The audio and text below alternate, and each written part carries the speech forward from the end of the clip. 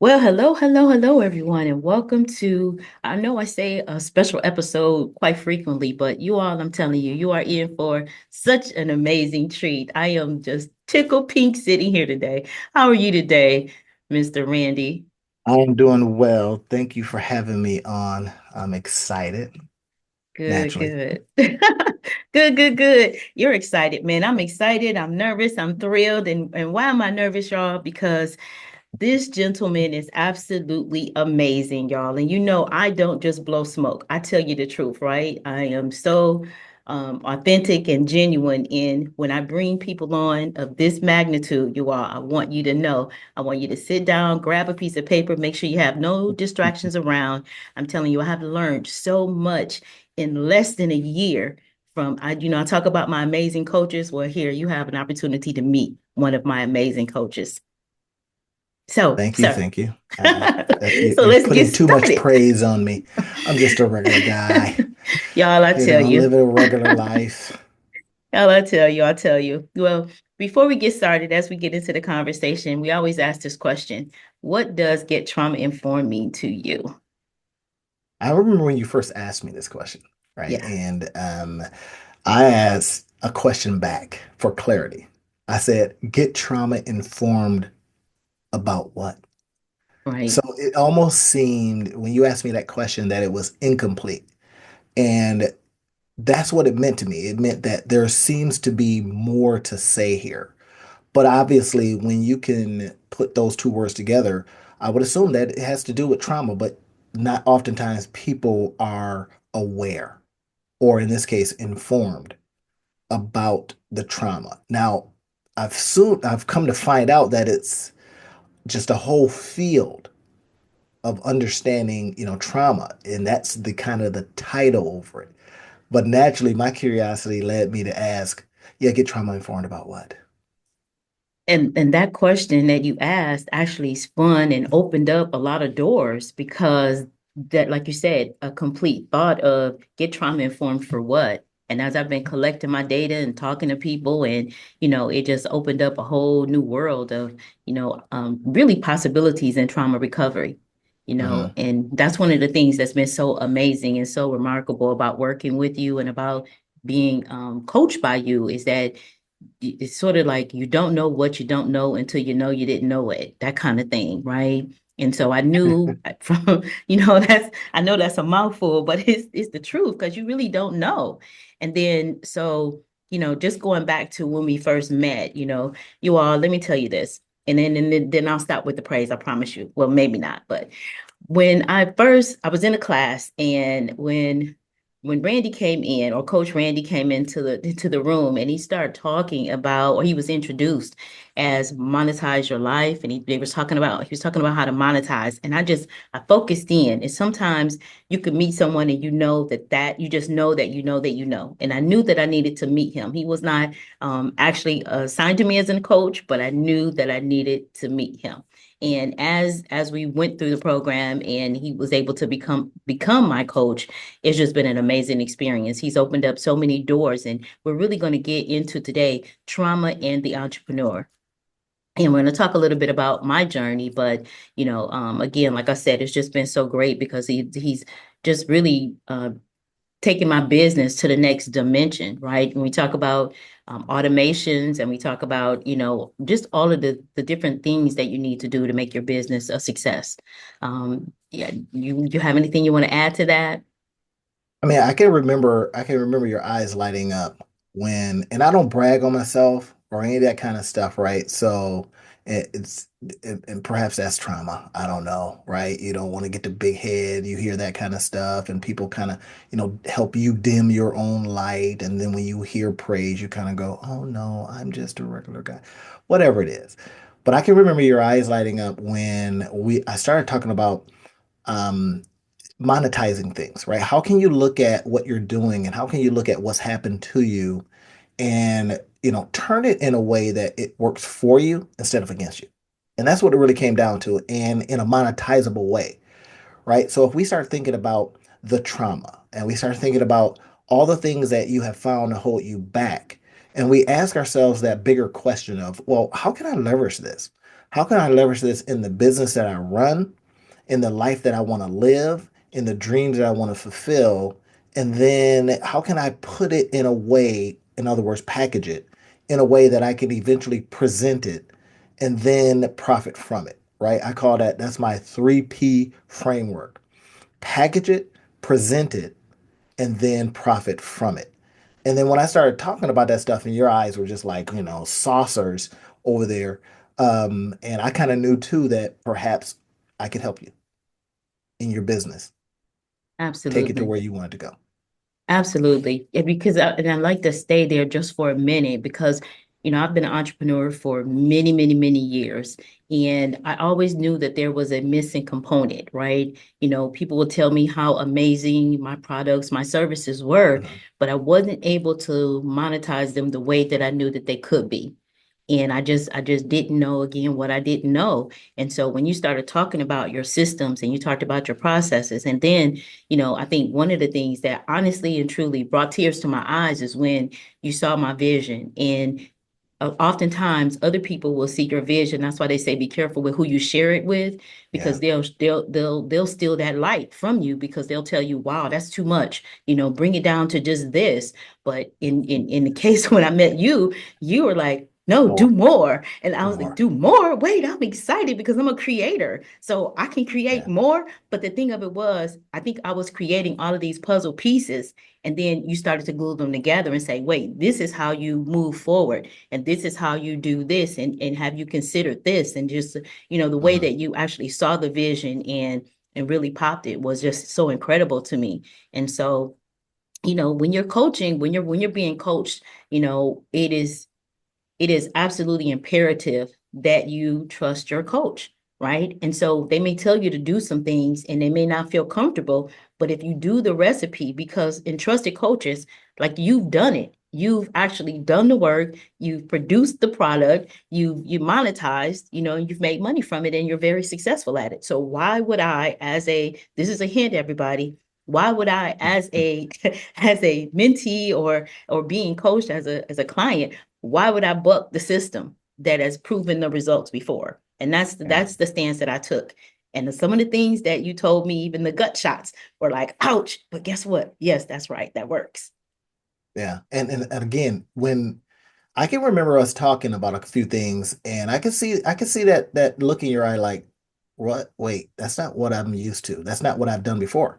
And again, if you think about how trauma informs even your resistance to things. Now you can look at that and go, okay, why aren't I open to let somebody coach me? Mhm. Why aren't I open to, I can't see around this corner, but this person has been around that corner and they know that once you go through this whatever dark alley, there is light around the corner. How come I can't trust that? And we start peeling away, I think, the resistance to stuff like that.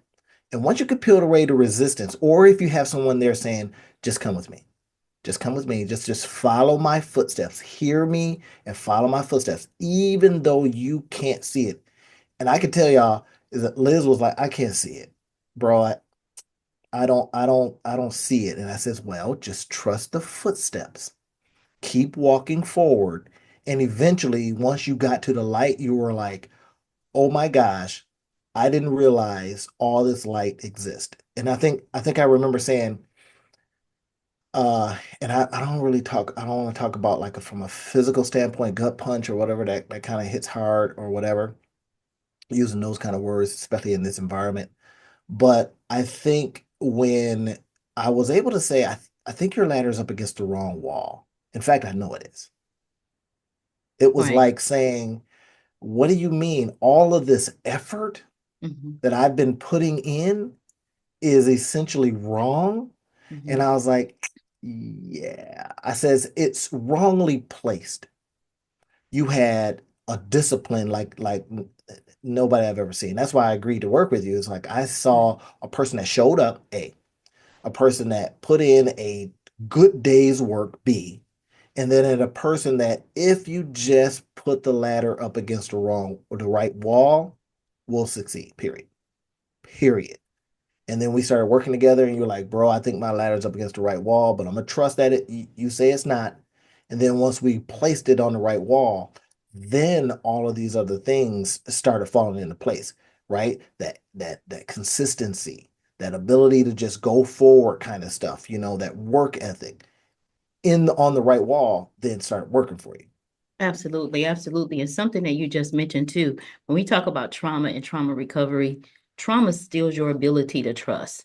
Now think Yeah. about that. If you're building a Yes. business and then you're in this cocoon, you're using your own self as your own frame of reference. Yeah. So, this if this is something that you are challenged with or that you deal with, then we may want to consider that you may have some unresolved trauma. And the thing that happens that we don't understand is that we think that we're showing up and we have the optics that we're okay, but on the Hmm. inside you're fragmented or you're shattered.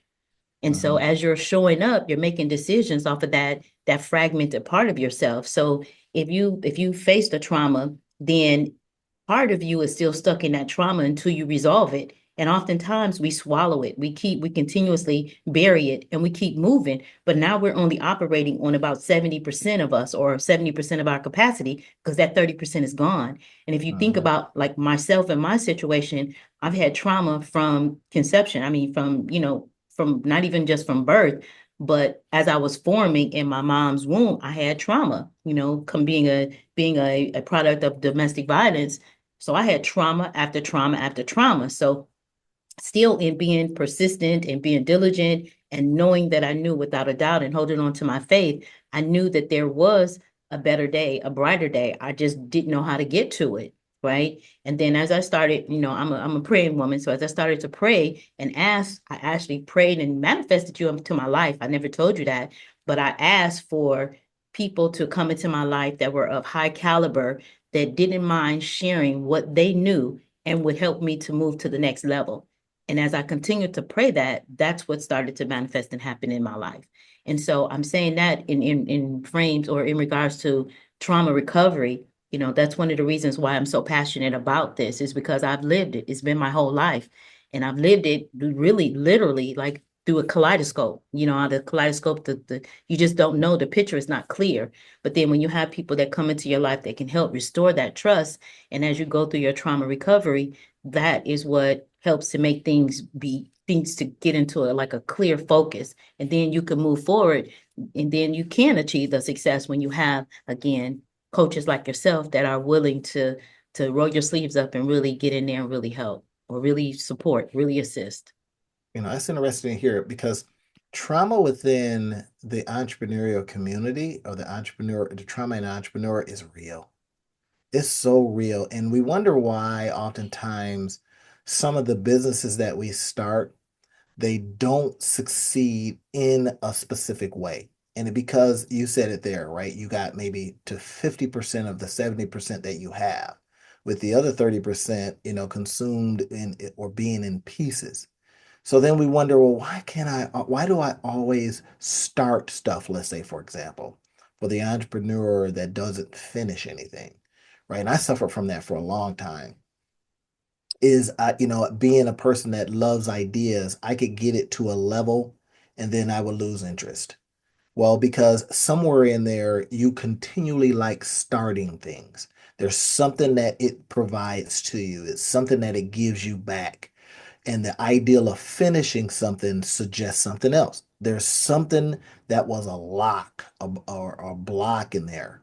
So sometimes you need someone to help you unlock that things, right? It could be in the case of what you're doing on the trauma informed side, or it could be in the case of what I'm doing in helping people unblock things within their mindsets, unblock things within, what they see that their belief in their business, belief in themselves, which is oftentimes the case. It's a belief in oneself. And then when you can show a system and says, well, you don't have to have belief in yourself, believe in the system. Believe that if you do X, Y, Z, it will work. Right. And then once you can release that, that becomes the opportunity for the entrepreneur. And it's really interesting. I didn't even, say who I was, but when I started my business, I started out of pain. And my business is Our Bridge Business Institute. And it kind of serves as a holding company for other things that I love to start. And it was because I looked at the fact that I was starting so many different things and I wasn't finishing stuff, but I at least needed a place to put them. So I created the holding company, Our Bridge Business Institute, as a way to just go, I'm going to try a lot of stuff. I'm going to see what works. And then I'm going to teach out what works and what doesn't work. That's when the coaching started. That's when the facilitation started. That's when the book started, all of that. So then from that holding company, now I pull out other companies, Randy Austin Publishing, Publishing Arm, Citizen CEOs, where I'm just helping ordinary people start extraordinary businesses, the Monetize Your Life guy. All of these things come out of initial pain of not knowing what to do, not knowing how to finish, and just saying, you know what, forget it. I'm going to lean into it. And that's where we get lean into that thing that you see as a deficit until it becomes something that put together could become a ladder to climb up against up the right wall, right? Yeah. It's like you said something key earlier. And you said sometimes you have a lot of pieces. And I like to say, well, that's painting by numbers.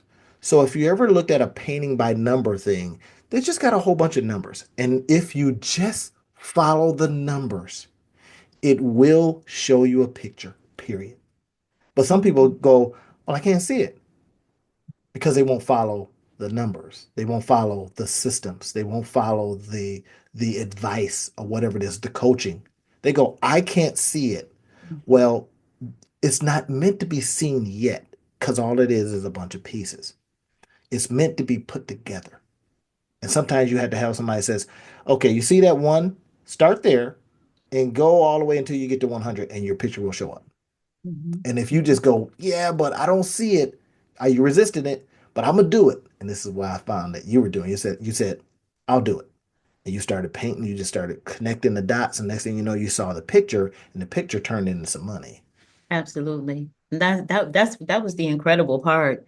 Again, like I said, we're when you have trauma in entrepreneurship, you're not just working through this, just think about it, that just somebody without trauma that's working through entrepreneurship, that's one path. But now you're talking about in entrepreneurship, it's a lot to it, right? But now you're talking about working through unknown or trauma that you're not aware of, and Mhm. then the whole thing about entrepreneurship. So again, like I said, that Yeah. was one of the things that I was just so grateful for with you, is because getting through that trauma, you need somebody that you can trust, right? Somebody that you can trust. And we have a gut feeling. We have a sense, what is it, a sixth sense or something like that, of Hmm. somebody that you really can trust with it, because it was the election of words. And you all, and when you're going through coaching, iron sharpens iron. So we're not talking about sugarcoating anything, but it's just the way in which you delivered the message, the way in which you taught, the way in which you coached, and it really opened up something for me, that it was a safe place to be vulnerable, to talk about my vision, to talk about my business, to give you the whole gamut. Because being a creator, and I don't know if that's has anything to do with trauma. I think that has something to do with just what I was born with, being a creator, being creative. And I Hmm. just love to create. And I know that's what entrepreneurs do. We love to create. But again, like I said, you just had a way of making me feel like just like I could do it another day, other than somebody giving you negative, saying, no, that's too big, that's too much, pull it Hmm. in, just do this one thing. And I'm like, I don't even know how to do this one thing. It's going to turn into this and turn into that. And you're Yeah. like, keep creating, like this is amazing. So Yeah. It's the yeah, walk. It's yeah. that. And the reason why I think that's effective and why I've been so effective in helping coach people is I don't tear down that idea. As Mhm. I say, well, okay, but show me where we're going with it. And then oftentimes, if you can't show me where you're going with that particular idea, then it'll inform you itself, Mhm. right? The idea will say, yeah, I don't think this is where we should be going together, right? Yeah, right. A person could come to me and in this day and age could say something like, hey, I want to start a VHS store. And I go, you do realize that there's not even VHS players. But I don't Right, tear the idea down. I'll say, right. all right, well, go out there into the marketplace and see about the history of VHS. And then they may discover, wait a minute, there's no more VHS. They stream stuff now. And I go, well, let's think about it like this. What is on VHS? And somebody might go, well, there's movies. Okay, so we got movies. The medium, therefore, wall, ladder up against the wrong wall, needs to be changed. All right. Not the whole idea. I want to do what with VHS? What I want to put this stuff on there so I can show the world. Okay. Well, how else could you do that? Given the medium is different. Well, I guess I could figure out how to stream it. Yes, you could. And then now you've discovered the problem and the fact that it was up against the wrong wall and you put it on the right wall, and now you can go and make money. Absolutely. And I like that part though. You said now you can go and make money, and Mhm. that's what started to happen, as and something that you told me that I always it tickles me now, but before it was like, oh, shake it, shake me. You said they just don't want it.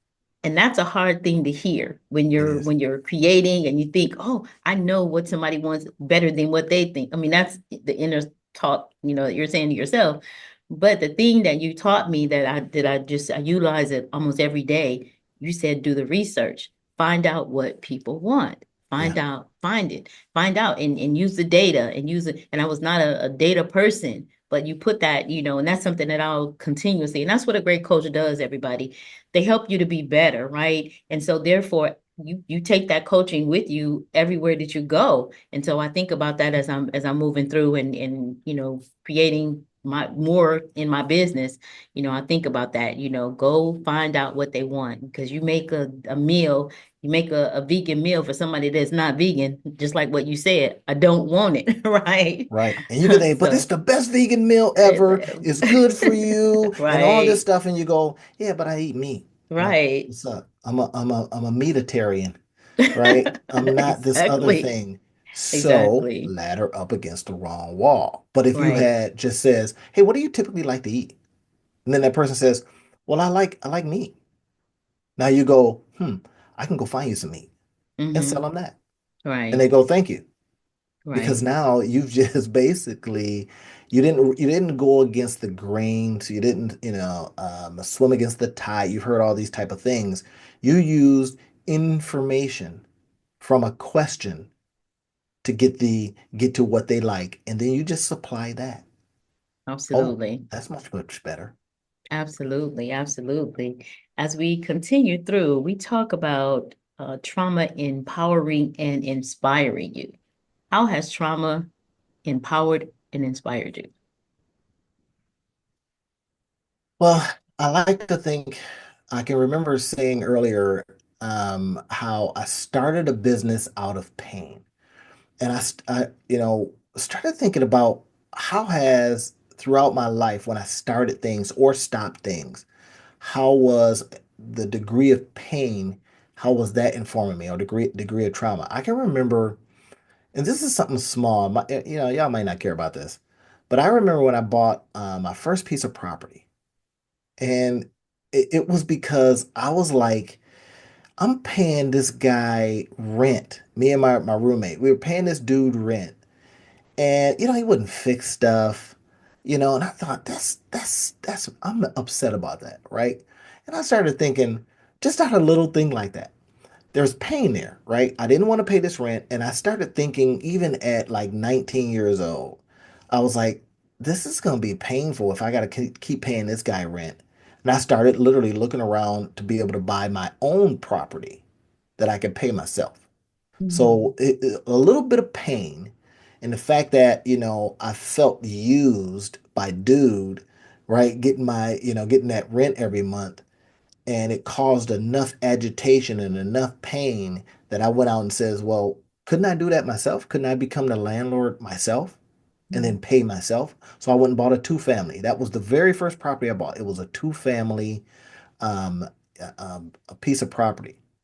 And I started thinking about that. I says, if he can get rent, I can pay myself rent, and then I can rent out to others. And that's what it was. I rented out the top, and that paid for almost all of my mortgage, literally almost all. So then when Mhm. I got rent from my roommate, then Mhm. that was I was golden then.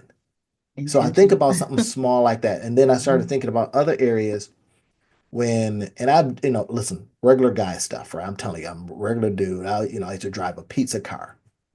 And I used to say, man, they got us out here driving our own vehicles, right? Running, messing up our insurance, messing up our brakes. I can't tell you how many brakes had to get. Then I start thinking, well, wouldn't it be better if I just drove theirs? Right? So you start thinking Mhm. about all of these areas of pain, i.e., trauma, and ask yourself, how can I leverage it? Right? And I can go So on and good. on about, the pain of not being able to finish stuff, like I said earlier, and then just creating a company that would encompass these starts, these tries, and then start leveraging that. That's when I started thinking about monetizing things, right? And now I call myself the monetize your life guy, blah blah blah. And then I got a whole ecosystem around monetizing things. But it came out of my knowing I couldn't finish stuff. And I didn't dig into the psychology at that particular time as to, well, why can't you finish stuff? I didn't dig into it as much as I did later on in life. But early on, I just says, well, I'm just gonna put stuff in this big old area of I've started things. Mhm. And then eventually what it became is scaffolding. And I didn't realize it at the time, but all these starts were like scaffolding. And once I had enough scaffolding, I could literally look at the scaffolding and says, I can climb that Mm. and get to another level. But if I had just let the trauma of not being able to start stuff inform me in such a way that I start thinking badly about myself, it's like you could never finish anything and all that kind of stuff, then I'd have never saw the opportunity that was right there in front of me. And that Mm. all these starts literally are scaffolding or however you want to say it, planks that then build up, whatever it is, that one day you can stand on those planks, those starts, those failures, those whatevers, and now you're taller and you can see wherever you want to go or you can climb to wherever you want to go. I absolutely love that. And something key that you just said, self-talk, right? What is it that we say to ourselves? How do we encourage ourselves? What type of information do we allow in? And I love that. What would you say? Well, you said it in a way, though. What would you say to someone that's facing trauma and have this burning desire to be an entrepreneur? Then they're facing the trauma, maybe aware of it or unaware of it, but they just know there's a bottleneck to their success. Yeah, it's fuel. Mhm. Right? I mean, ultimately, if we start looking at it and go, well, within the bottleneck is something just stopping it, but there's something that's trying to flow. That becomes, I think, the seeing the opportunity. There's something trying to flow. There's something stopping it. And you start looking at it like an engineer might. It says, well, let's remove the constraint and then you have power. It's really interesting. I remember when I was reading a book, it was an old book and it kind of didn't make a lot of sense to me because it was an engineering book. But all they talked about was, an entrepreneur can show up when you look at things from an engineering perspective, right? And the engineer is looking at what can I remove that would affect the whatever I'm trying to build. In other words, remove a constraint. And it informed me in a way that I started going, yeah, how could I remove the constraint? All right, all right, all right. I remember trying to write a book, right? Which is I look at it as a little business. And I says, but you only type 26 words a minute, bro. Well, that's going to be a long time before that book is written. Right. So I says, well, let's remove the constraint. And the constraint was trying to type when you're not a typist. So I said, well, what can I do well? Well, I can talk. So then Mhm. I started thinking, well, okay, I got some software. I remember it was my second book that I wrote. I got me some software and it was bad too. It was like, I'm not even gonna say the name because they might try to call me, Yeah. but it was just bad, right? It didn't record well and all that kind of stuff. But my point is I was able to get like tons of words, like 40 to 50,000 words in a short amount of time. I removed a constraint. So if Mm. you're out there, you're entrepreneuring and you know that you got some stuff going on, all right, you got some fuel, but the way the fuel has been used has been burning stuff down. Then you say to yourself, okay, fuel, if contained in the right way, could be something that propels me to the skies. In other words, rocket fuel by itself could burn down a nation. but a rocket fuel contained in a specific way and released at a certain time could get you to the moon. Look at it like that. Look at some of the things that has been shaken up in your life like that. Some of this trauma, man, is the very thing that could propel you past all the other people around you that are maybe, living in mediocrity or whatever it is, right? They've been traumatized, whatever, but it's informed them in a negative way. And you look at it like, I need to get away from this pain and I'm going to do whatever I can to let it be rocket fuel for me. So and then do it with a coach. Do it with Yes. somebody that can go, okay, here's how you release a little bit, right? So that you don't just burn up everything. Here's how you release a little bit so that it gets you to where you want to go. And then when you get there, you get better. And then next, you get better. And then next, you get better. But at the same time, you have a goal to where you want to get to, and you just release enough to get there. And once you're there, you're not only feeling better, but you've achieved your goal. So you use it as fuel.